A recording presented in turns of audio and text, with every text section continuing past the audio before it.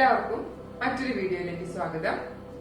ഇന്ന് നമ്മളൊരു ജനറൽ ആയിട്ടുള്ള ഒരു കാര്യത്തെ കുറിച്ചിട്ടാണ് സംസാരിക്കാൻ പോകുന്നത്. അതായത് ടോപ്പിക്കിനെ നമുക്ക് അഡോളസന്റ് പാരന്റിങ് എന്നാണ് ഞാൻ ഒരു പേര് കൊടുത്തിരിക്കുന്നത്. അപ്പൊ രണ്ട് കാര്യങ്ങളാണ് പേരിൽ തന്നെ, അഡോളസന്റും ഉണ്ട് പാരന്റിങ്ങും ഉണ്ട് അല്ലെ. അപ്പോ എന്താണ് ഈ അഡോളസന്റ് പാരന്റിങ്ങിനെ കുറിച്ച് ഇത്ര പ്രത്യേകിച്ച് പറയാനുള്ളത്? പാരന്റിങ് എന്നുള്ളൊരു ടൈറ്റിൽ പോരെ എന്ന് നമുക്ക് തോന്നാം. അപ്പൊ ഇപ്പോ ഈ ഒരു പേര് ഞാൻ കൊടുക്കാനുള്ള കാരണം തന്നെ, ഫസ്റ്റ് ഓഫ് ഓൾ പറയട്ടെ, അഡോളസൻസ് എന്ന് പറയുന്ന പ്രായത്തിനെ നമ്മൾ ഡിഫൈൻ ചെയ്തിരിക്കുന്നതിൽ തന്നെ ഇപ്പോ വ്യത്യാസം വന്നിരിക്കുകയാണ്. അതായത് 10 മുതൽ 19 വയസ്സ് വരെയാണ് ഇപ്പൊ നമ്മൾ അഡോളസന്റ് എന്നുള്ള പ്രായത്തിൽ കണക്കാക്കിയിരിക്കുന്നത്. പണ്ടത് നമ്മൾ 14 തൊട്ടിട്ടൊക്കെ പറഞ്ഞിരുന്നു. പക്ഷെ ഇപ്പോ ഒരു കാര്യം നമ്മൾ പ്രത്യേകത ശ്രദ്ധിക്കുക, 10 വയസ്സില് അഡോളസൻസ് ആരംഭിക്കുകയാണ്. അപ്പൊ തീർച്ചയായിട്ടും ആ പ്രായത്തിലുള്ള കുട്ടികളുടെ രക്ഷിതാക്കൾക്ക് നന്നായിട്ട് അറിയാം എന്തുകൊണ്ടാണ് പാരന്റിങ് അല്ലാതെ അഡോളസന്റ് പാരന്റിങ് എന്നുള്ള ഒരു ടൈറ്റിലിന്റെ ആവശ്യകത, എന്തുകൊണ്ടാണ് അതിനെ പ്രത്യേകിച്ച് നമ്മൾ പറയേണ്ടതായിട്ട് വരുന്നത് എന്നുള്ളത് മനസ്സിലായി കാണാം. ഓക്കെ, അപ്പൊ നമുക്കതില് വലിയൊരു ടോപ്പിക്കാണ്. നമുക്കറിയാം പാരന്റിങ് എന്ന് പറഞ്ഞാൽ അതൊരു 5-10 മിനിറ്റ് കൊണ്ട് പറഞ്ഞു തീർക്കാൻ പറ്റുന്നതല്ല.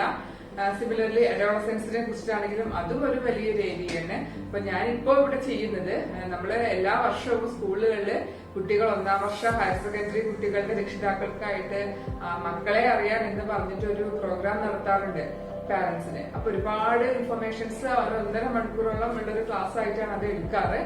അപ്പോ ഇപ്പൊ നമുക്ക് എന്തായാലും ഈ വർഷം അതിനൊന്നും ഒരു സാഹചര്യം ഉണ്ടായിട്ടില്ല.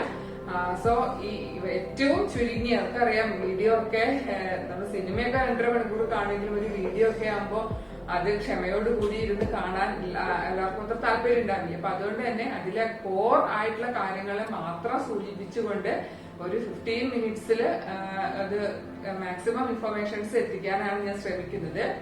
സോ എല്ലാവർക്കും വൺസ് അഗൈൻ വീഡിയോയിലേക്ക് സ്വാഗതം. അപ്പൊ അഡോളസൻസ് എന്നുള്ള ഏജിനെ കുറിച്ച് ആ ഒരു കാലഘട്ടം ഏതാണെന്ന് സൂചിപ്പിച്ചു. അപ്പോ ഈ ഒരു പ്രായത്തിന് എന്താണ് ഇത്ര പ്രത്യേകത എന്ന് ചോദിക്കുമ്പോൾ ഒരു കാര്യം ഞാൻ ആദ്യം നിങ്ങളുടെ അടുത്ത് അങ്ങോട്ട് ചോദിക്കാൻ ആഗ്രഹിക്കുകയാണ്.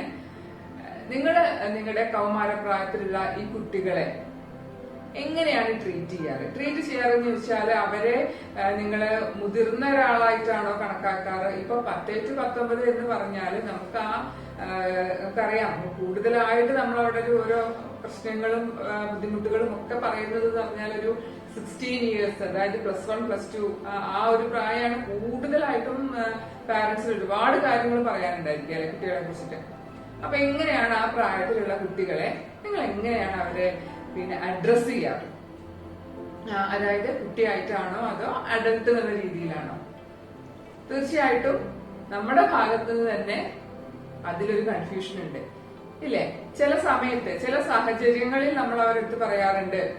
എക്സാമ്പിൾ, താഴെയുള്ള കുട്ടിയുമായിട്ട് വഴക്കുണ്ടാക്കും, അതായത് അവരെക്കാൾ പ്രായത്തിന് ഇളയ കുട്ടിയുമായിട്ട് ഒരു വഴക്കുണ്ടാക്കി എന്തെങ്കിലും കാര്യത്തിന് വാശി പിടിച്ചു. അപ്പൊ നമ്മൾ അവരെ എങ്ങനെയാ അഡ്രസ് ചെയ്യാം?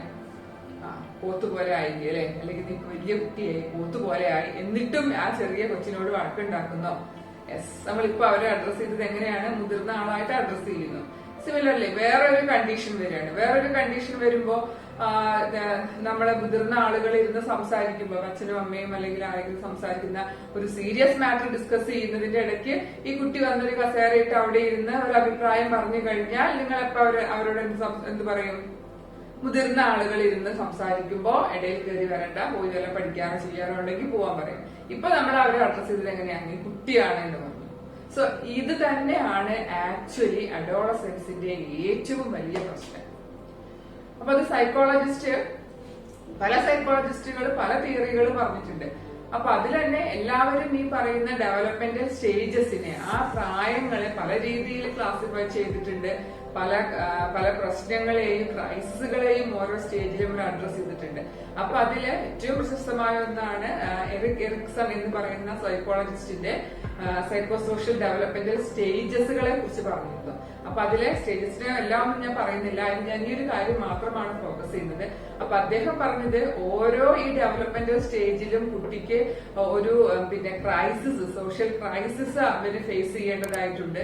അപ്പോ അതിനെ എങ്ങനെ ഓവർകം ചെയ്യുന്നു അല്ലെങ്കിൽ എങ്ങനെ ഫേസ് ചെയ്യുന്നു എന്നുള്ളത് വളരെ പ്രധാനമാണെന്ന് പറയുന്നുണ്ട്.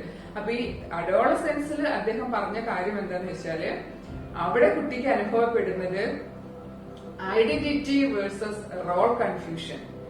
അതാണ് ഈ ഐഡന്റിറ്റി, എന്റെ ഐഡന്റിറ്റി എന്താണ് എന്നുള്ള ഒരു കൺഫ്യൂഷൻ. അതുപോലെ തന്നെ റോൾ കൺഫ്യൂഷൻ, എന്റെ റോൾ എന്താണ്, കുട്ടിയുടെ റോളാണോ അതോ മുതിർന്ന ഒരാളുടെ റോളാണോ, എന്റെ ഐഡന്റിറ്റി ഇപ്പൊ എന്താണ്, ആ ഒരു കൺഫ്യൂഷനാണ് ആക്ച്വലി ഈ അഡോളസെൻസിൽ സംഭവിക്കുന്നത്. അപ്പൊ അതുകൊണ്ട് തന്നെ ആ ഒരു കൺഫ്യൂഷൻസ് അല്ലെങ്കിൽ അവർക്ക് അവരുടേതായ ഒരു ഐഡന്റിറ്റി വേണമെന്ന ആഗ്രഹം, എന്നെ അംഗീകരിക്കണം, എന്റെ അഭിപ്രായങ്ങളെ അംഗീകരിക്കണം, എനിക്കൊരു ഐഡന്റിറ്റി ഉണ്ട്, ഞാനൊരു വ്യക്തിയാണ്, അങ്ങനെയൊക്കെയുള്ള ചിന്തകൾ വരുന്ന ഒരു കാലഘട്ടമാണ് ഈ അഡോളസെൻസ്. അപ്പൊ അതുകൊണ്ട് തന്നെ അപ്പൊ പലപ്പോഴും എന്താ പ്രശ്നം ഉണ്ടാവുകയെന്ന് വെച്ചാല് അവരെന്താണോ ആഗ്രഹിക്കുന്നത് ആ കാര്യങ്ങള് നമ്മള് പാരന്റ്സിൽ നിന്ന്, സൊസൈറ്റിയിൽ നിന്ന് അവർക്കത് ആഗ്രഹിക്കുന്നതിൽ കിട്ടാതെ വരുന്നു അല്ലെ. അപ്പൊ ആ ഒരു ഫ്രസ്ട്രേഷൻ അവർക്ക് ഉണ്ടാകും. അവരുടെ ആ ഫ്രസ്ട്രേഷൻസ് ഉണ്ടായാൽ തന്നെ അത് നമ്മുടെ ബിഹേവിയറിനെയും ബാധിക്കുമല്ലോ. അപ്പൊ അങ്ങനെയുള്ള കുറെ കാര്യങ്ങളാണ് ഈ അഡോളസെൻസിനെ ക്യാരക്ടറൈസ് ചെയ്യുന്നത്. അപ്പൊ അതുകൊണ്ട് തന്നെയാണ് പാരന്റ്സ് ആണെങ്കിലും ടീച്ചേഴ്സ് ആണെങ്കിലും സൊസൈറ്റി മൊത്തത്തിലാണെങ്കിലും നമ്മൾ ആ ഒരു കൗമാരം ഒരു പ്രശ്നക്കാരൻ കാലഘട്ടം പ്രശ്നമാണ്, അങ്ങനെയൊക്കെയുള്ള ഒരുപാട് പേരുകളും നമ്മുടെ ചിന്തകളും ഒക്കെ അങ്ങനെ വരാനുള്ള കാരണം. അപ്പൊ ഈ അഡോളസെൻസിൽ നമ്മൾ അഡ്രസ് ചെയ്യുന്നിടത്ത് തന്നെയാണ് പ്രശ്നം ഒന്നാമത് തുടങ്ങുന്നത്. അപ്പൊ ഈ എന്തായാലും ഞാൻ അവരുടെ പിന്നെ കോമൺ ആയിട്ട് കാണുന്ന അല്ലെങ്കിൽ മേജർ ചേഞ്ചസ് വരുന്ന ഏരിയാസ് എന്ന് പറയുമ്പോൾ ഞാൻ അതിന് 3 കാറ്റഗറൈസ് ചെയ്യാൻ പോവാണ്. അതായത് ഫിസിക്കൽ ആയിട്ടുള്ള ചേഞ്ചസ് വരുന്നുണ്ട്, ദെൻ ഇമോഷണൽ ആയിട്ട് സൈക്കോളജിക്കൽ എന്നാണ് മൊത്തത്തിൽ പറയും, ഇമോഷണലും ഫീലിങ്സിനും ബിഹേവിയറിലും ഒക്കെ മാറ്റങ്ങൾ, അതുപോലെ അക്കാദമിക് സംബന്ധമായ ബുദ്ധിമുട്ടുകൾ ഒക്കെ ഈ കുട്ടികൾ ഈ പ്രായത്തിൽ അവർക്ക് അനുഭവപ്പെടുന്നുണ്ട്. അതൊന്നും പ്രോപ്പറായി അഡ്രസ് ചെയ്യപ്പെടാതെ വരുമ്പോഴാണ് പല അപകടങ്ങളും പ്രശ്നങ്ങളും വരുന്നത്. അപ്പൊ ഫിസിക്കൽ ചേഞ്ചസ് അപ്പൊ നമുക്ക് എല്ലാവർക്കും അഡോളസെൻസിലെ കുട്ടി എന്ന് പറയുമ്പോൾ ആ ഫിസിക്കൽ ചേഞ്ചസ് നമ്മൾ എല്ലാവരും നോട്ട് ചെയ്യുന്നുണ്ട്, എല്ലാവരും ശ്രദ്ധയിൽപ്പെടുന്നതാണ്, അത് എല്ലാവർക്കും അറിയുന്ന കാര്യമാണ്. ശാരീരികമായിട്ട് അവർക്കുണ്ടാകുന്ന ഗ്രോത്ത്, അവർക്കുണ്ടാകുന്ന ചേഞ്ചസ്, അപ്പൊ ആൺകുട്ടിയോ പെൺകുട്ടിയോ ആർക്കാണെങ്കിലും ആ ചേഞ്ചസ് ഉണ്ടാകുന്നുണ്ട്. അപ്പൊ അതും സത്യം പറഞ്ഞാൽ ഈ കുട്ടികളിൽ ഉണ്ടാക്കുന്ന സ്ട്രെസ് ചെറുതല്ല. കാരണം നമുക്കറിയാം ഈ ഗ്രോത്ത് എല്ലാ കുട്ടികളിലും ഒരുപോലെയല്ല. ചില കുട്ടികൾക്ക് ഓവർ ആയിട്ടുള്ള ഗ്രോത്ത് ആയിരിക്കും. ഓവർ എന്ന് പറഞ്ഞാല് വളരെ ഫാസ്റ്റ് ആയിട്ട് ആ ഒരു ഏജിൽ കാണേണ്ട മൊത്തം, ആ ഒരു കാലഘട്ടത്തിൽ കാണേണ്ട മൊത്തം ഗ്രോത്ത് പെട്ടെന്ന് ഒരു ഗ്രോത്ത് സ്പെർട്ട് ആയിട്ട് അവരിൽ പ്രത്യക്ഷപ്പെടാം. ചില ആളുകളിൽ ഇപ്പോ അഡോളസെൻസിലെ ഏർലി അഡോളസെൻസിലൊന്നും കാണാം, ചിലപ്പോൾ ലേറ്റ് അഡോളസെൻസിലേക്കാണ് അവർക്ക് ആ ഗ്രോത്ത് വരിക. ഈ 2 കൂട്ടർക്കും ഇത് പ്രശ്നങ്ങൾ ഉണ്ടാക്കുകയാണ്. അതായത് ചില കുട്ടികളെ കാണുമ്പോൾ നമ്മൾ ചോദിക്കും, എത്രയല്ല മോളെ പഠിക്കുന്നത്, ഞാൻ 10th. 10th കണ്ടപ്പോ ഞാൻ ഒരു ഡിഗ്രിക്കാന്ന് വിചാരിച്ചു. കുട്ടി എന്തായി ഭയങ്കര സൈസായിട്ടുള്ള ചിന്ത കുട്ടിയിലേക്ക് വന്നു. തിരിച്ച് ഒരു പയ്യനിപ്പോ +2നോ മറ്റേ +1ലോ ഒക്കെ ചേരാൻ വന്ന സമയത്ത് ആരാണ് ചേരാൻ വന്നത്, ഇവനെ കണ്ടപ്പോ ഞാൻ വിചാരിച്ചു പോലെ 7ാം ക്ലാസ്സിലാണെന്ന് വിചാരിച്ചു.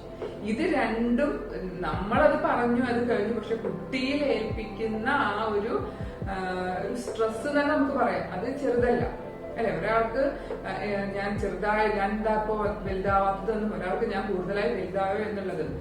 ഇനി സിമിലർലി ഇവരെന്നെ കുട്ടികൾ തമ്മിൽ കൂടെ ഒരുമിച്ച് പഠിച്ചു വളർന്ന കുട്ടികളാണ്. ഒരാൾ പെട്ടെന്ന് ഡെവലപ്മെന്റ്സ് ഒക്കെ നടന്നു, മറ്റേ ആൾ അണ്ടർ ഡെവലപ്ഡ് ആകുമ്പോൾ അവരൊന്ന് കമ്പയർ ചെയ്തിട്ട് അവരിൽ അതൊരു ഇൻഫീരിയോറിറ്റി കോംപ്ലക്സ് ഉണ്ടാക്കുന്നുണ്ട്. പിന്നെ അതുപോലെ ഓവർ മീൻസ് ഞാൻ വീണ്ടും പറയാണ്, ഓവർ എന്നുള്ളത് കഴിഞ്ഞാൽ അമിതമായ വളർച്ച എന്നല്ല, പെട്ടെന്ന് നന്നായി ഹൈറ്റ് വെച്ചു, നന്നായി പിന്നെ തടി വെച്ചു, എല്ലാ ചേഞ്ചസും ഒക്കെ വന്ന ഒരു കുട്ടി ചിലപ്പോൾ നിങ്ങൾ ശ്രദ്ധിച്ചാൽ നിങ്ങൾക്കത് മനസ്സിലാവും. അവര് ബോഡി പോസ്ചറുകൾക്ക് ഒരു മാറ്റം വരും അല്ലെ. കുട്ടികൾ കുനിഞ്ഞു നടക്കാൻ തുടങ്ങുക, ഇങ്ങനെ നടക്കാൻ തുടങ്ങുക, അങ്ങനെയുള്ള പോസ്ചറുകൾ, ശരിയല്ലാത്ത പോസ്ചറുകളിലേക്ക് അവർ മാറുന്ന വെച്ചാൽ അവരുടെ ആ ഒരു ഞാൻ വല്ലാതെ വളർന്നു, അപ്പൊ അതിനൊന്ന് ചുരുക്കി കാണിക്കാനുള്ള ഒരു ടെൻഡൻസി കുട്ടികളിൽ കാണുന്നുണ്ട്. അപ്പൊ അവിടെയൊക്കെ പാരന്റിങ്ങിനെ കുറിച്ച് നമ്മൾ പറയുമ്പോൾ പാരന്റ്സിന്റെ റോൾ എന്ന് പറഞ്ഞാല് കൃത്യമായ വിവരങ്ങൾ കുട്ടിക്ക് പകർന്നു കൊടുക്കണം. അല്ലെ? നിനക്ക് ഉണ്ടായിട്ടുള്ള ഈ വളർച്ച സ്വാഭാവികമാണ്, അതെല്ലാവർക്കും ഉണ്ടാകുന്നതാണ്. ചിലർക്ക് ലേറ്റ് അഡോളസൻസ് ആവുമ്പോഴേക്കേ അത് എത്തുള്ളൂ, നമുക്കത് നേരത്തെ എത്തി അല്ലെങ്കിൽ അത് ഓക്കെ ആണ് എന്നുള്ളതും, അത് വളർച്ച കാണാത്ത അല്ലെങ്കിൽ വളരെ കുറഞ്ഞ രീതിയിൽ കാണിക്കുന്ന ഒരു കുട്ടിയോട് നമുക്ക് ഇത് സമയത്ത് നമ്മൾ ഇനിയും വളർന്നുകൊണ്ടിരിക്കുക, വളർച്ച നിന്നിട്ടില്ല എന്നുള്ള രീതിയിലുള്ള കൃത്യമായ ഇൻഫോർമേഷൻസ്, അത് നോർമലാണ്, പ്രശ്നങ്ങളൊന്നുമില്ല. അതായത് നമ്മൾ കൃത്യമായ വിവരങ്ങൾ കുട്ടിക്ക് കിട്ടിയില്ലെങ്കിൽ തീർച്ചയായിട്ടും അവിടുന്ന് ഇവിടുന്ന് ഓരോരോ അറിവുകൾ സമ്പാദിക്കാൻ കുട്ടികൾക്ക് ടെൻഡൻസി ഉണ്ട്. ഇപ്പൊ നമുക്കറിയാം, പ്രത്യേകിച്ചും ഈ ഒരു കാലഘട്ടത്തിൽ അവർക്ക് ഫോണും സൗകര്യങ്ങളും ഒക്കെ ഉള്ളത് കൊണ്ട് തന്നെ അതുവഴിയോ അല്ലെങ്കിൽ കൂട്ടുകാർ വഴിയോ മറ്റുള്ള ശരിയല്ലാത്ത സോഴ്സിൽ നിന്ന് അവർ ഇൻഫോർമേഷൻസ് കളക്ട് ചെയ്യുന്നവരും വരും. അത് പലപ്പോഴും നമ്മൾ പറയുന്ന മിത്തുകള്, മിസ്കൺസെപ്റ്റുകൾ, തെറ്റിദ്ധാരണകൾ, അന്ധവിശ്വാസങ്ങൾ, അങ്ങനത്തെ കാര്യങ്ങളായിരിക്കും. അപ്പൊ അതുകൊണ്ട് ഞാൻ ഫിസിക്കൽ ഡെവലപ്മെന്റ് അവിടെ നിർത്തുകയാണ്. അപ്പൊ ഫിസിക്കൽ ഡെവലപ്മെന്റിനെ കുറിച്ചിട്ടുള്ളത് കൃത്യമായ വിവരങ്ങള് അപ്പൊ കുട്ടികൾ ചിലപ്പോ ഈ തടി കൂടിയ കുട്ടികളുണ്ടാവും. ഞാൻ പറഞ്ഞു, അങ്ങനെയുള്ള കുട്ടികൾക്ക് എന്താ, അവർ വല്ലാതെ ഫുഡ് ഉപേക്ഷിക്കുക, തടി കുറയ്ക്കാൻ ശ്രമിക്കുക, അങ്ങനത്തെ സ്വഭാവങ്ങളൊക്കെ കാണിക്കുന്നതായിട്ടോ. ബോഡി ബ്യൂട്ടി കോൺഷ്യസ് ആവുക, അപ്പിയറൻസിനെ കുറിച്ച് കോൺഷ്യസ് ആവുക, അതൊക്കെ ഈ പ്രായത്തിന്റെ പ്രത്യേകതകളാണ്. അപ്പൊ അതുകൊണ്ട് തന്നെ ഭക്ഷണം ഒഴിവാക്കാനുള്ള ശ്രമം ഒക്കെ അവരുടെ ഭാഗത്തുണ്ടാവും. പക്ഷെ അവർക്ക് കൃത്യമായ വിവരങ്ങൾ കൊടുത്ത് അവർക്ക് ഈ പ്രായത്തിൽ വേണ്ട വളർച്ചയ്ക്ക് ആവശ്യമായ എല്ലാ ന്യൂട്രിയൻസും അടങ്ങിയ നല്ല രീതിയിലുള്ള ഭക്ഷണം കൊടുക്കുന്ന കാര്യത്തിൽ എല്ലാ പാരന്റ്സിനും ശ്രദ്ധ ഉണ്ടായിരിക്കണം. അപ്പോ അത്രയും പറഞ്ഞിട്ട് ഞാൻ ആ ഫിസിക്കൽ ഡെവലപ്മെന്റ് ഞാൻ അവിടെ നിർത്തുകയാണ്. ദെൻ സൈക്കോളജിക്കൽ ആസ്പെക്ടുകളിലേക്ക് നമ്മൾ പോവുകയാണെങ്കിൽ, ഇപ്പൊ പാരന്റ്സിനോട് ചോദിച്ചു എങ്ങനെ കുട്ടികളെ എന്താ ചെയ്യുക, ഭയങ്കര ദേഷ്യം, ഒന്ന് പറഞ്ഞാൽ അനുസരിക്കില്ല, ചോദിച്ചാൽ ഉത്തരം പറയില്ല, അങ്ങനെ ഒരുപാട് സങ്കടങ്ങൾ പാരന്റ്സ് പറയില്ല. ഇതിന് മുന്നേ അങ്ങനെ ആയിരുന്നില്ല. അപ്പൊ കുട്ടികളിൽ ഉണ്ടാകുന്ന ഒരു ചേഞ്ച്, സൈക്കോളജിക്കൽ ചേഞ്ചസ്, അത് ഞാൻ നേരത്തെ സൂചിപ്പിച്ചത്, അവരിൽ ഉണ്ടാകുന്ന ഫിസിക്കൽ ചേഞ്ചസ് നമുക്ക് കാണാൻ പറ്റുന്നുണ്ട്. പക്ഷെ ഈ പറയുന്ന അവരുടെ ഇമോഷൻസിനും മറ്റും ഉണ്ടാകുന്ന ചേഞ്ചസ്, ഇമോഷണൽ ചേഞ്ചസ് ഒന്നും നമുക്കത് പെട്ടെന്ന് നമ്മൾ ശ്രദ്ധിക്കുന്നില്ല എന്നുള്ളതാണ് അവിടെ വരുന്ന വ്യത്യാസം. അപ്പൊ ആ ഇപ്പൊ നേരത്തെ ഞാൻ സൂചിപ്പിച്ചു, ഈ ആങ്കർ, ദേഷ്യം കുട്ടികൾ കാണിക്കാനുള്ള ഒരു കാരണം എന്ന് പറയുമ്പോൾ ഇതൊന്നും എല്ലാം ഒന്നും കുട്ടികൾ കോൺഷ്യസ് ആയിട്ട് ചെയ്യുന്നതല്ല, അത് അങ്ങനെയായിട്ട് വന്നു പോകുന്നത് എന്ന് പറയില്ലേ, അതിനുള്ള കാരണം എന്ന് ഞാൻ നേരത്തെ പറഞ്ഞു. അവരാഗ്രഹിക്കുന്ന റെക്കഗ്നിഷനോ അല്ലെങ്കിൽ പിന്നെ അവരുടെ ഒരു തോന്നൽ, എപ്പോഴും ഉള്ളൊരു തോന്നലാണ് സ്നേഹം കിട്ടുന്നില്ല, സ്നേഹിക്കുന്നില്ല എന്ന്. പ്രത്യേകിച്ചും പെൺകുട്ടികളാണ് കൂടുതലായിട്ട് പറയാം. അല്ല, പാരന്റ്സിന് മകനോടാണ്, ഏട്ടനോടാണ്, അനിയനോടാണ് ഇഷ്ടം, അല്ലെങ്കിൽ വേറെ ആരോടെങ്കിലും എന്നോട് ഇഷ്ടക്കുറവ്, അങ്ങനെയുള്ള ചിന്തകൾ കുട്ടികളെ മനസ്സിലേക്ക് വല്ലാതെ വരുന്ന, അതായത് അവർ ചിന്തിക്കുകയാണ്, അവരുടെ ചിന്തകളാണ്. പിന്നെ ഓവർ ജനറലൈസേഷൻസ് ആണ്. ചെറിയ നിസ്സാര കാര്യങ്ങളെ പോലും അവര് അതല്ലെങ്കിൽ എപ്പോഴും എനിക്കറിയാം, അപ്പോഴും അങ്ങനെ തന്നെയാണ്, എന്നോട് ഇങ്ങനെയാണ്, അത്തരത്തിലുള്ള ചിന്തകള് കൂടുതലായിട്ട് കുട്ടികളുടെ മനസ്സിലേക്ക് വരുന്നുണ്ട്. അപ്പൊ നമ്മൾ ആലോചിച്ചു, എന്നെ ഇപ്പൊ ഒരാൾക്ക് ഇഷ്ടമല്ല, എന്റെ പാരന്റിന് എന്നെ, എന്റെ അമ്മയ്ക്ക് എന്നെ ഇഷ്ടമല്ല എന്ന രീതിയിൽ ഞാൻ ചിന്തിച്ചു കഴിഞ്ഞാൽ എന്റെ ഇമോഷൻസ് നെഗറ്റീവ് ആയിരിക്കും, എന്റെ ബിഹേവിയർ നെഗറ്റീവ് ആയിരിക്കും. അപ്പൊ ആ ഒരു ഇമോഷൻസ്, ആ ചിന്തകള്, അവരുടെ ചിന്തകള്, നമുക്കറിയാം നമ്മുടെ ചിന്തകളാണ് നമ്മുടെ ഫീലിങ്സ് ആയിട്ട് വരിക. നെഗറ്റീവായിട്ടൊരു സാഹചര്യത്തെ കുറിച്ച് ഞാൻ ചിന്തിച്ചു കഴിഞ്ഞാൽ നെഗറ്റീവ് ഇമോഷൻസ് വരുന്നു, നെഗറ്റീവ് ബിഹേവിയർ വരുന്നു. അപ്പൊ ഇത്തരത്തിലുള്ള, അതായത് പിന്നെ എനിക്ക് ആരുമില്ല, എന്നെ ആരും ശ്രദ്ധിക്കുന്നില്ല, ഞാൻ ഒറ്റപ്പെടുകയാണ്, എന്നെ ആർക്കും വേണ്ട, എന്നെ ആർക്കും സ്നേഹിക്കുന്നില്ല, അത്തരം നെഗറ്റീവ് ചിന്തകളാണ് കുട്ടികളിലേക്ക് ഡിപ്രഷൻ പോലെയുള്ള, വിഷാദ രോഗം പോലുള്ള അവസ്ഥകളിലേക്ക് എത്തിക്കുന്നത്. പിന്നെ അതുപോലെ ആൻഷൈറ്റി, ചില കുട്ടികൾക്ക് പഠന സംബന്ധമായ പ്രശ്നങ്ങൾ ഉണ്ടാവും, ആളുകളെ ഫേസ് ചെയ്യുന്ന, നമ്മൾ സോഷ്യൽ ഫോബിയ എന്നൊക്കെ പറയും. വീട്ടിൽ 4 ആള് വന്നാൽ തന്നെ ഒഴിഞ്ഞു മാറിപ്പോകുന്ന കുട്ടികൾ, ആരോട് മുഖത്ത് നോക്കി സംസാരിക്കാത്തവര്, സോഷ്യൽ സിറ്റുവേഷൻസിൽ വല്ലാതെ പേടിക്കുന്ന കുട്ടികൾ. അപ്പൊ അങ്ങനെയുള്ള ആൻഷൈറ്റികൾ, ഭാവിയെ കുറിച്ചുള്ള ആൻഷൈറ്റി ആവാം, പരീക്ഷയെ കുറിച്ചിട്ടുള്ളതാവാം. അപ്പൊ അങ്ങനെയുള്ള ആൻഷൈറ്റികൾ ഉണ്ടായിട്ടുള്ള പ്രശ്നങ്ങൾ, ഇതെല്ലാം ഈ പ്രായത്തിൽ വളരെ കൂടുന്ന ഒരു സാഹചര്യമാണ്. കാരണം ആ ഇമോഷൻസിനെ അത് കൃത്യമായിട്ട് നമ്മൾ ഈ കാര്യങ്ങളെ ഒന്നും, ഇപ്പൊ നമ്മുടെ കുട്ടികള്, ഇപ്പൊ നമുക്ക് തന്നെ അറിയാം, ഈ കൊറോണ കാലഘട്ടം തുടങ്ങിയതിന് ശേഷം സൂയിസൈഡ് ചെയ്ത കണക്കെടുക്കുകയാണെങ്കിൽ വളരെ നല്ല രീതിയിൽ പഠിക്കുന്ന, നല്ല ഫാമിലി ബാക്ക്ഗ്രൗണ്ടുള്ള കുട്ടികൾക്ക് പോലും ഒരു അപകടം സംഭവിച്ചു, അല്ലെങ്കിൽ അവരുടെ അങ്ങനെ ചെയ്യുന്നു. കാരണം നോക്കുമ്പോ എന്താ, നന്നായി പഠിക്കുന്ന കുട്ടികൾക്കാണ് ഇപ്പൊ ഈ സ്കൂളിലോ പരീക്ഷ വരാൻ പോകുന്നു, ആ ഒരു ആൻഷൈറ്റി കൂടെ. അപ്പൊ അവരിൽ വരുന്ന മാറ്റങ്ങള് കൃത്യമായിട്ട് പാരന്റ്സിന് ശ്രദ്ധിക്കാൻ കഴിയണം. കുട്ടി ഒറ്റയ്ക്ക് ഇരിക്കുന്നുണ്ടോ, കൂടുതൽ സമയം ഒറ്റയ്ക്ക് ഇരിക്കാനാണോ ഇഷ്ടപ്പെടുന്നത്, ഭക്ഷണം കഴിക്കുന്നില്ലേ, ഉറക്കത്തിന് പ്രശ്നമുണ്ടോ, സംസാരത്തിൽ എപ്പോഴും ഒരു നെഗറ്റീവ് ഫീലിംഗ് വരുന്നുണ്ടോ, ഇത്തരം ചെറിയ കാര്യങ്ങള് നമ്മൾ പാരന്റ്സ് ശ്രദ്ധിക്കാൻ. ഇപ്പൊ ടീച്ചേഴ്സ് ഇല്ല, അവരുടെ കൂടെ ടീച്ചേഴ്സ് ഇല്ല, ഫ്രണ്ട്സ് ഇല്ല, ഫുൾ ടൈം അവർ വീട്ടിലാണ്. ചില ഫാമിലികളിലൊക്കെ അച്ഛനും അമ്മയും രാവിലെ വർക്കിനൊക്കെ പോയി കഴിഞ്ഞാൽ കുട്ടികൾ മാത്രമാകുന്ന അവസ്ഥയാണ്. അങ്ങനെ നമ്മളിപ്പോ ഒറ്റയ്ക്ക് ഇരിക്കുന്ന അവസ്ഥകളും പ്രത്യേകിച്ച് വല്ലാതെ വർക്കില്ലാത്ത അവസ്ഥയിലും ഒക്കെയാണ് നെഗറ്റീവ് ചിന്തകൾ കൂടുതലായിട്ട് വരിക. അപ്പോഴാണ് ഈ പറഞ്ഞ ഡിപ്രഷൻ, ആ ഡിപ്രഷന്റെ ഒക്കെ ഏറ്റവും അക്യൂട്ട് സ്റ്റേജിലേക്ക് പോകുമ്പോഴാണ് സൂയിസൈഡ് ടെൻഡൻസികളിലേക്ക് പോവുക. അപ്പൊ അത്തരത്തിലുള്ള മാറ്റങ്ങൾ, ഇമോഷൻസ്, അവരോട് എനിക്ക് എന്റെ ഐഡന്റിറ്റി ഇല്ല, ഞാനിപ്പോ ഇവിടെ ആരാണ്, എന്താ എനിക്കിപ്പോ ഇവിടെ റോൾ, എനിക്കിപ്പോ ഇവിടെ പ്രത്യേകിച്ച് റോളൊന്നും ഇല്ല, അങ്ങനെയൊക്കെയുള്ള തോന്നലുകൾ നമ്മുടെ കുട്ടികളുടെ മനസ്സിൽ വരുന്ന ഒരു പ്രായമാണ്. സോ അതുകൊണ്ട് തന്നെ അവരുടെ അത്തരം ചേഞ്ചസ് നമ്മൾ അഡ്രസ് ചെയ്യണം. അതിന് കുറച്ച് കാര്യങ്ങൾ ഞാൻ ലാസ്റ്റ് നമുക്ക് എന്തൊക്കെ ചെയ്യാൻ പറ്റും എന്നുള്ള ലാസ്റ്റ് ഞാൻ ഒന്നുകൂടെ സൂചിപ്പിക്കാം. അപ്പൊ ഇമോഷണൽ ആയിട്ടുള്ള കാര്യങ്ങൾ, പിന്നെ ഈ ബിഹേവിയർ പറയുമ്പോൾ ദേഷ്യം വരിക എന്ന് പറയുമ്പോൾ അവിടെ വരുന്ന ഒരു എലമെന്റ് ഇതാണ്, അവരാഗ്രഹിക്കുന്നത് കിട്ടാതെ വരുമ്പോൾ ഉണ്ടാകുന്ന ഫ്രസ്ട്രേഷൻ.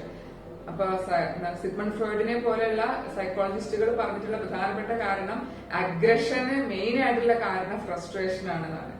ഫ്രസ്ട്രേഷൻ എന്ന് പറയുമ്പോൾ നമ്മുടെ ഒരു ലക്ഷ്യം വെച്ച് നമ്മൾ നീങ്ങുമ്പോൾ, അല്ലെങ്കിൽ നമ്മൾ ആഗ്രഹിക്കുന്ന ചിലത് നമുക്ക് കിട്ടാതെ വരിക, ചിലർ നമ്മളെ തടയുന്നു, അല്ലെങ്കിൽ ഇപ്പൊ ഫ്രീഡം ഇല്ല എന്നുള്ള പിന്നെ ഒരു തോന്നലാവാം. എനിക്ക് എന്തൊരു സ്വാതന്ത്ര്യം ഇല്ല, എനിക്ക് സ്വാതന്ത്ര്യത്തിനൊക്കെ ഭയങ്കരമായിട്ട് ആഗ്രഹിക്കുന്ന ഒരു പ്രായമാണ്. അതുപോലെ തന്നെ അവകാശങ്ങളെ കുറിച്ച് വല്ലാതെ ബോധവാന്മാരാകുന്നത്, എനിക്കൊരു അവകാശമില്ലേ, എനിക്ക് എന്താ ഒരു സ്വാതന്ത്ര്യമില്ലേ, അങ്ങനത്തെ ചിന്തകൾ. അതുപോലെ തന്നെ ചോദ്യം ചെയ്യാനുള്ള, എന്തിനേയും ചോദ്യം ചെയ്യാൻ ടെൻഡൻസി. അപ്പൊ അവിടെയാണ് ഒരു കാര്യം, ഇപ്പൊ കുട്ടികളുടെ അടുത്ത് കുട്ടികൾ മൊബൈൽ ഫോണിന്റെ ഉപയോഗമാണ് എല്ലാ പാരന്റ്സും പറയുന്ന പ്രധാനപ്പെട്ട കാരണം. അപ്പൊ മൊബൈൽ ഫോൺ ഉപയോഗിക്കുന്ന ഒരു കുട്ടിയോട് രക്ഷിതാവ് മൊബൈൽ പിടിച്ചു വാങ്ങി നീ നാളെ മൊബൈൽ നോക്കണ്ട എന്ന് പറയുന്നതിന് പകരം നമുക്ക് ആ ഒരു മൊബൈൽ ഉപയോഗിക്കുന്ന അല്ലെങ്കിൽ TV കാണുന്ന ആ ഒരു ടൈം നമുക്ക് കുറയ്ക്കണം. അമ്മ ടിവിയുടെ മുന്നിൽ ഇരുന്നോട്ട് മകനോട് പോയി TV പഠിക്കുന്ന പറഞ്ഞാൽ മകൻ കേട്ടോളന്നില്ല. അപ്പൊ നമ്മൾ തന്നെ ഒരു മോഡലായി കാണിക്കുക എന്നുള്ളതാണ്.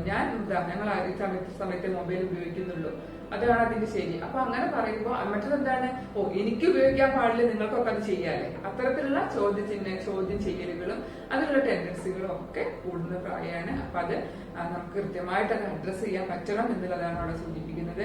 മറ്റൊന്ന് അവരുടെ അക്കാദമിക് ആയിട്ടുള്ള കാര്യങ്ങളുമായി ബന്ധപ്പെട്ടതാണ്.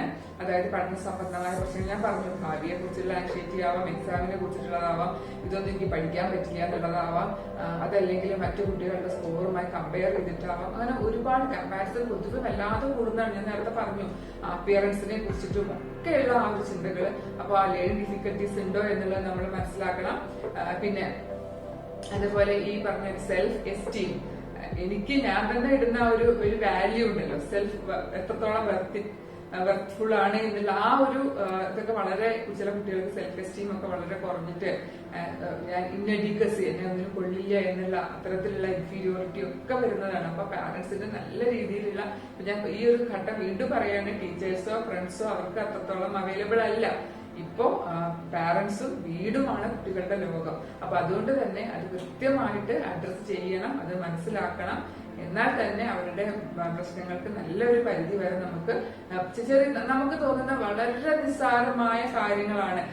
നമുക്കിപ്പോ പലതും കേൾക്കുമ്പോൾ തോന്നും ഇതിപ്പോ എന്ത് പ്രശ്നം, ഇതിനെക്കാട്ടൊക്കെ എന്തൊക്കെ വലിയ സംഭവങ്ങൾ ജീവിതത്തിൽ വരാൻ പോകണം. പക്ഷെ അത് കുട്ടിക്കില്ല, ആ പ്രായത്തിലൊരു കുട്ടിക്ക് അവർക്ക് അതാണ് ഏറ്റവും വലിയ പ്രശ്നം. നമ്മൾക്കത് വളരെ നിസ്സാരമായിരിക്കും. അപ്പൊ അതുകൊണ്ട് തന്നെ ആ ഒരു ചേഞ്ച് നമ്മള് മനസ്സിലാക്കണം. നമ്മുടെ കുട്ടി നമ്മുടെ അടുത്തൊരു വിഷമ പ്രശ്നം വന്ന് പറഞ്ഞാൽ അതിനെ കൃത്യമായ രീതിയിൽ അവന്റെ പ്രശ്നത്തെ കൃത്യമായി അഡ്രസ് ചെയ്യപ്പെട്ടു, അത് മനസ്സിലാക്കി എന്നുള്ള രീതിയിൽ തന്നെ നമ്മൾ അതിനെ കൈകാര്യം ചെയ്യണം. അതല്ലെങ്കിൽ പിന്നെ കുട്ടികളൊന്നും ഷെയർ ചെയ്യാത്ത ഒരു അവസ്ഥയിലേക്ക് കൂടി പോകും. പിന്നെ അതുപോലെ മറ്റു പ്രധാനപ്പെട്ട ഒരു കാര്യം ഞാൻ വേറൊരു വീഡിയോയിൽ പറഞ്ഞിരുന്നു, കുട്ടികളുടെ പഠനമാണ്. ഇപ്പൊ അഡോളസൻസിലൊക്കെ എത്തിക്കഴിഞ്ഞാൽ പ്രത്യേകിച്ച് 10ാം ക്ലാസ് വരെയൊക്കെ പാരന്റ്സ് അവർ നന്നായി സപ്പോർട്ട് ചെയ്ത് കൂടെ തന്നെ പഠിക്കുമ്പോഴും എണീക്കുമ്പോഴും കിടക്കുമ്പോഴും എന്നുള്ള കൂടെ ഉണ്ടാവും. അത് കഴിഞ്ഞാൽ അവർ വലുതായി കഴിഞ്ഞു, ഇനി എന്താ വെച്ചാൽ അവരുടെ പാടില്ല, അതൊരിക്കലും പാടില്ലാത്തൊരു ഇതാണ്. കാരണം അവരെപ്പോഴും കുട്ടികൾ തന്നെയാണ്. കാരണം സ്വന്തമായി തീരുമാനം അവരുടെ ഇപ്പൊ നമ്മൾ പറയുമ്പോ ബ്രെയിൻ ഡെവലപ്മെന്റ് കംപ്ലീറ്റ് അല്ല. ഒരു ലേറ്റ് അഡോളസൻസ് അല്ലെങ്കിൽ 20 years ഒക്കെ ആവുമ്പോഴേക്കാണ് ബ്രെയിൻ ഡെവലപ്മെന്റ് കംപ്ലീറ്റ് ആവുമെന്ന് പറഞ്ഞാൽ ഹയർ ബ്രെയിൻ ഫംഗ്ഷനിങ് ആയ പ്രോബ്ലം സോൾവിങ്, ഡിസിഷൻ മേക്കിംഗ്, അങ്ങനെ ഹൈ ലെവൽ ജഡ്ജ്മെന്റ്, അങ്ങനത്തെ കാര്യങ്ങളിലേക്കൊക്കെ ഇവർക്ക് എത്താൻ കഴിയണമെങ്കിൽ കുറച്ചുകൂടെ കഴിയണം. അപ്പൊ ഇപ്പോ ഈ ഒരു അഡോളസെന്റ് സ്റ്റേജിലും പാരന്റ്സ് എങ്ങനെയാണോ നിങ്ങൾ മുൻപ് സപ്പോർട്ട് ചെയ്തിരുന്നത് ആ രീതിയിൽ തന്നെ അവരെ സപ്പോർട്ട് ചെയ്യുക. പഠന കാര്യമാണെങ്കിലും ഒരു കോഴ്സ് സെലക്ഷന്റെ കാര്യമാണെങ്കിലും ഇത് role of parents in career planning വളരെ പ്രധാനപ്പെട്ട ഒന്നാണ്. ഒരു കുട്ടിയുടെ കരിയർ പ്ലാനിങ്ങിൽ രക്ഷിതാക്കൾക്ക് വളരെയധികം സ്വാധീനമുണ്ട്, അല്ലെങ്കിൽ വളരെയധികം റോൾ ഉണ്ട് എന്നുള്ളത്. സിമിലർലി പഠനാന്തരീക്ഷം എന്നുള്ളതും നമ്മൾ ആ ഒരു വീട്ടിൽ പഠിക്കാനുള്ള സാഹചര്യം കുട്ടിക്ക് ഒരുക്കി കൊടുക്കുക എന്നുള്ളതും പാരന്റ്സിന്റെ ഇടയിലുള്ള റിലേഷൻഷിപ്സും കുട്ടികളെ വളരെയധികം ബാധിക്കുന്നുണ്ട്. അത് അവരുടെ ഫ്യൂച്ചർ ലൈഫിനെ മാത്രമല്ല പ്രസന്റും അത് രണ്ടിനും അത് ഇമ്പോർട്ടന്റ് ആണ് അല്ലെ. ഒരു കുട്ടി എന്താണ് ഒരു ഫാമിലി റിലേഷൻഷിപ്പ്, ഒരു മാരിറ്റൽ റിലേഷൻഷിപ്പ്, അതായത് അച്ഛനും അമ്മയും തമ്മിലുള്ള ആ ഒരു അടുപ്പവും ബന്ധവുമാണ് കുട്ടിയുടെ ലൈഫിനെ തീരുമാനിക്കുന്നത്. സോ അതിന് വളരെയധികം പ്രാധാന്യമുണ്ട്. ഞാൻ അതൊന്ന് കൺക്ലൂഡ് ചെയ്യാണ്. അതായത് അവരുടെ ഫിസിക്കൽ ആയിട്ടുള്ള ചേഞ്ചസിനെയും അതിന് വേണ്ട കാര്യങ്ങളെയും കൃത്യമായിട്ട് കുട്ടികൾക്ക് ഒരു അവയർനെസ് കൊടുക്കണം. അവരുടെ ഭക്ഷണ കാര്യങ്ങളൊക്കെ ആണെങ്കിൽ പിന്നെ രണ്ടാമത്തത് ഈ പറഞ്ഞ രീതിയിൽ അവരിലുള്ള മാറ്റങ്ങൾ, ഇമോഷൻസിന് അവരുടെ ചിന്തയെയും അവരുടെ പ്രവൃത്തികളെയും നമ്മൾ കൃത്യമായി ശ്രദ്ധിക്കുക. എപ്പോഴും ഒരു ഓപ്പൺ കമ്മ്യൂണിക്കേഷൻ, നല്ല കമ്മ്യൂണിക്കേഷൻ ഫാമിലിയിൽ ഉണ്ടെങ്കിൽ തന്നെ ഒരു പരിധി വരെ, അല്ലെങ്കിൽ നമുക്കറിയാം ഒരു 90% പ്രോബ്ലംസ് നമുക്ക് സോൾവ് ചെയ്യാൻ പറ്റും. നല്ല കമ്മ്യൂണിക്കേഷൻ. ഇപ്പൊ കുട്ടികളുടെ കാട്ടിലാകുമ്പോൾ നോട്ടം, വാക്ക്, സ്പർശം, ഈ 3 കാര്യങ്ങൾ നിങ്ങൾ ആലോചിക്കും. നോട്ടം, വാക്ക്, സ്പർശം. നമ്മുടെ കുട്ടികളെ നമ്മൾ ശ്രദ്ധിക്കുക അല്ലെ. പിന്നെ അതുപോലെ തന്നെ വാക്കുകൾ കൊണ്ടും പിന്നെ സ്പർശനം കൊണ്ടും ഒക്കെയുള്ള ആ ഒരു നമ്മുടെ കൂടെ ഉണ്ട് എന്നുള്ള ഫീലിംഗ് കുട്ടികൾക്ക് അത്യാവശ്യമായിട്ട് വേണ്ട ഒരു കാര്യമാണ്. പിന്നെ അവരുടെ പ്രശ്നങ്ങളെ കൃത്യമായി നമ്മൾ മനസ്സിലാക്കുക, അത് നല്ല രീതിയിൽ അഡ്രസ് ചെയ്യുക, അവർക്ക് വേണ്ട എല്ലാ തരത്തിലുള്ള സപ്പോർട്ടുകളും കൊടുക്കുക. എന്തെങ്കിലും ചേഞ്ചസ് ഉണ്ടെങ്കിൽ ശ്രദ്ധിക്കുക. ഇനി നമുക്ക് അത് ഡീൽ ചെയ്യാൻ പറ്റുന്നില്ല എങ്കിൽ കൗൺസിലിംഗ് മറ്റുള്ള കാര്യങ്ങളിലേക്ക് കൊണ്ടുപോകുക. കാരണം ഇപ്പോഴത്തെ ഒരു മാനസികാവസ്ഥ എന്ന് പറയുമ്പോൾ അത് നമുക്ക് ആർക്കും പരിചയമുള്ളതല്ല. പ്രത്യേകിച്ചും അതിൽ പറയുന്ന കൗമാരത്തിലുള്ള കുട്ടികളെയാണ് ഇത് വല്ലാതെ ബാധിക്കുക. ഞാൻ ഏറ്റവും ചുരുങ്ങിയ രീതിയിൽ ഞാൻ ഈ കാര്യം അവതരിപ്പിക്കുകയാണ്. നിങ്ങൾക്ക് ഇതുമായി ബന്ധപ്പെട്ട് ഏതെങ്കിലും ഭാഗത്ത് ബെറ്റർ ആയിട്ടുള്ള ക്ലാരിഫിക്കേഷൻസ് വേണമെങ്കിൽ അത് നിങ്ങൾ കമന്റ് ബോക്സിലൂടെ ചോദിച്ചു കഴിഞ്ഞാൽ നമുക്കത് ഡിസ്കസ് ചെയ്യാം.